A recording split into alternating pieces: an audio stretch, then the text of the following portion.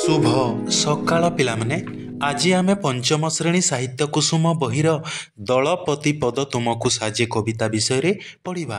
ପ୍ରଥମେ କବି ପରିଚୟ। 1939 ମସିହା ଅପ୍ରେଲ ମାସ 3 ତାରିଖରେ ଡକ୍ଟର ନଟବର ସାହୁ ଜନ୍ମଗ୍ରହଣ କରିଥିଲେ। ତାଙ୍କ ରଚିତ ଅମର ବୈଜ୍ଞାନିକ ମେଘନାଦ ସାହା, ଆଉ ଏକ ଅଧ୍ୟାୟର ଆରମ୍ଭ, ଗୋଟିଏ ଅଲିଭା ଜ୍ୟୋତି, ଅଜବ ରାଇଜରେ ଗଲିଭର, ଅନୁଚ୍ଚାରିତ ସ୍ୱରଲିପି, ଅଦୃଶ୍ୟ ଚିତ୍ରପଟ, ଅବଲୁପ୍ତ ସିଂହାସନ, ତୁମରି ପାଇଁ, ଅନୁଶୋଚନା ଇତ୍ୟାଦି ଓଡ଼ିଆ ସାହିତ୍ୟ ଜଗତର ଅମୂଲ୍ୟ ସମ୍ପଦ ରୂପେ ବିବେଚିତ ହୁଏ। ଏହାପରେ କବିତାର ପୂର୍ବାଭାସ। ଏକତା ହିଁ ବଳ। ଜଣେ ଯଦି ଏକୁଟିଆ ଲଢ଼େଇ କରେ ସେ ହାରି ଯାଇଥାଏ। ଯଦି ସମସ୍ତେ ସଙ୍ଗବଦ୍ଧ ହୋଇ ଲଢ଼ନ୍ତି ତେବେ ବିଜୟ ଲାଭ ହୋଇଥାଏ। କାଠ ବିଡ଼ାରେ ଥିବା ଗୋଟିଏ କାଠକୁ ଆମେ ସହଜରେ ଭାଙ୍ଗିପାରିବା, କିନ୍ତୁ କାଠ ବିଡ଼ାକୁ ଆମେ ସହଜରେ ଭାଙ୍ଗିପାରିବା ନାହିଁ। ଏକତା ବଳରେ କିପରି ଅସାଧ୍ୟ ସାଧନ କରିହୁଏ ଏଠାରେ ଡକ୍ଟର ନଟବର ସାହୁ ତାହା ବର୍ଣ୍ଣନା କରିଛନ୍ତି। କପୋତ ରାଜଙ୍କ ବୁଦ୍ଧିମତ୍ତା ଯୋଗୁଁ ତାଙ୍କର ପ୍ରଜାଙ୍କର ଜୀବନ ରକ୍ଷା ହୋଇପାରିଲା। ତାଙ୍କର ବନ୍ଧୁ ହିରଣ୍ୟକ ତାଙ୍କୁ ପ୍ରକୃତରେ ଦଳପତି ପଦ ପାଇଁ ଯୋଗ୍ୟ ବୋଲି ସ୍ୱୀକାର କରିଥିଲେ। ଏହାପରେ ଆମେ କବିତା ଆବୃତ୍ତି କରିବା। ବାର ବାର ହୋଇ ଶୁଭୁଛି ଡାକ, ହିରଣ୍ୟକ ହିରଣ୍ୟକ, ମୂଷିକ ରାଜା ହେ ବନ୍ଧୁ ମୋର, ବେଗେ ଆସି ଆମ ଜୀବନ ରଖ। ମୂଷିକ ରାଜା ହେ ବନ୍ଧୁ ମୋର, ବେଗେ ଆସି ଆମ ଜୀବନ ରଖ। ଶୁଣି ଏଇ ଡାକ ମୂଷିକ ରାଜ, ବାହାରକୁ ଆସି ହୋଇଲେ ଉଭା। ଦଳବଳ ସହ କପୋତ ରାଜ, ଦଶା ଦେଖି ସେ ତ ହୋଇଲେ କାବା। କପୋତ ରାଜ ନ କହିଲେ ସଖା, ଯାଇଥିଲୁ ବନ ପଥରେ ଉଡ଼ି। ପଡ଼ିଗଲୁ ଆମେ ବାଣୁଆ ଜାଲେ, ଖୁଦ କଣିକାର ଲୋଭରେ ପଡ଼ି।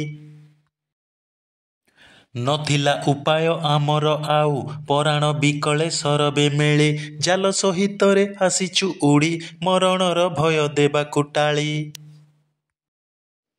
ମୋର ଅନୁଗତ କପୋତ ଦଳେ, ତୁମେ ଇ ପାରିବ ମୁକ୍ତ କରି। ମୂଷିକ ରାଜ ମୋ ବାଲ୍ୟ ସଖା, ଆମଠି କରୁଣା ବର୍ଷା କରି।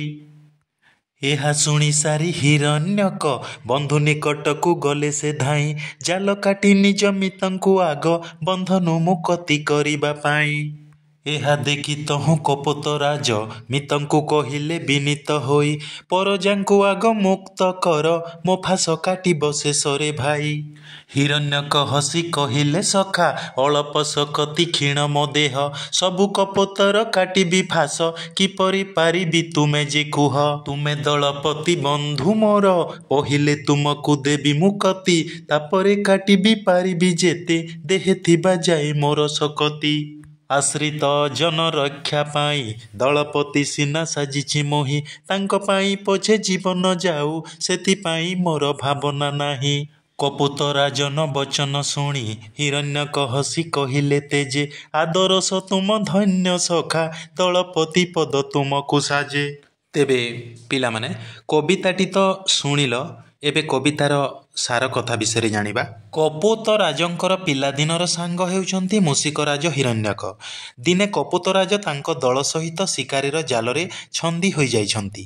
ଶିକାରୀର ଜାଲରୁ ମୁକ୍ତି ପାଇଁ ସେ ତାଙ୍କ ବନ୍ଧୁ ହିରଣ୍ୟକଙ୍କ ଗର୍ତ୍ତ ନିକଟରେ ପହଞ୍ଚି ତାଙ୍କ ନାମ ଧରି ବାରମ୍ବାର ଡାକିଛନ୍ତି।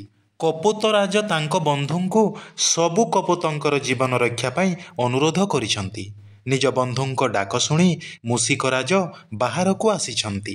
କପୋତ ରାଜ ଓ ତାଙ୍କ ଦଳର ଅବସ୍ଥା ଦେଖି ଆଶ୍ଚର୍ଯ୍ୟ ହୋଇଛନ୍ତି। ସେ କପୋତ ରାଜଙ୍କୁ ଏପରି ଅବସ୍ଥା କିପରି ହେଲା ବୋଲି ପ୍ରଶ୍ନ କରିଛନ୍ତି। କପୋତ ରାଜ କହିଲେ ଯେ ବଣପଥରେ ଶିକାରୀଟିଏ ଖୁଦ ବିଛାଇଥିଲା। ସେମାନେ ସେହି ପଥରେ ଉଡ଼ି ଯାଉଥିବା ବେଳେ ଖାଦ୍ୟ ଲୋଭରେ ତଳକୁ ଓହ୍ଲାଇବାରୁ ଶିକାରୀ ବିଛାଇଥିବା ଜାଲରେ ପଡ଼ିଗଲେ। ସେମାନଙ୍କ ଅନ୍ୟ କିଛି ଉପାୟ ନଥିବାରୁ ସେମାନେ ସମସ୍ତେ ପ୍ରାଣ ବିକଳରେ ନିଜର ଜୀବନ ରକ୍ଷା କରିବା ପାଇଁ ଜାଲ ସହିତ ଉଡ଼ି ଆସିଛନ୍ତି। କପୋତ ରାଜ କହିଲେ, ତୁମେ ମୋର ବାଲ୍ୟ ସଖା, ଆମ ଉପରେ ଦୟା କର। ମୋର ଅନୁଗତ ଏହି କପୋତ ଦଳକୁ ତୁମେ ମୁକ୍ତ କରିପାରିବ। ଏହି କଥା ଶୁଣି ହିରଣ୍ୟକ ପ୍ରଥମେ ନିଜ ବନ୍ଧୁଙ୍କ ଜାଲ କାଟିବାକୁ ଆଗଭର ହେଲେ। ଏହା ଦେଖି କପୋତରାଜ ନିଜ ବନ୍ଧୁଙ୍କୁ ବିନୀତ ଭାବରେ ପ୍ରଥମେ ତାଙ୍କର ପ୍ରଜାମାନଙ୍କୁ ମୁକ୍ତ କରିବାକୁ ଓ ଶେଷରେ ତାଙ୍କର ଫାଶ କାଟିବାକୁ କହିଲେ। ହିରଣ୍ୟକ ହସି ହସି କହିଲେ ଯେ ତାଙ୍କର ଶକ୍ତି କମ୍ ଓ ଦେହ ମଧ୍ୟ ଦୁର୍ବଳ। ସବୁ କପୋତମାନଙ୍କ ଫାଶ କାଟିବା ତାଙ୍କ ପକ୍ଷେ ସମ୍ଭବ ହୋଇନପାରେ। ସେ ଦଳର ମୁଖ୍ୟ ଓ ତାଙ୍କର ବନ୍ଧୁ, ତେଣୁ ପ୍ରଥମେ ତାଙ୍କୁ ମୁକ୍ତ କରିବେ, ତାପରେ ନିଜର ଶକ୍ତି ଥିବା ପର୍ଯ୍ୟନ୍ତ ଅନ୍ୟମାନଙ୍କର ଜାଲ କାଟିବେ। ଏକଥା ଶୁଣି କପୋତରାଜ କହିଲେ ଯେ ସେ ଆଶ୍ରିତ କପୋତମାନଙ୍କ ରକ୍ଷା ପାଇଁ ଦଳପତି ସାଜିଛନ୍ତି। ସେମାନେ ଯଦି ନ ରହିବେ ଦଳ ହିଁ ରହିବ ନାହିଁ। ଦଳ ବିନା ଦଳପତିର ଆବଶ୍ୟକତା କ'ଣ?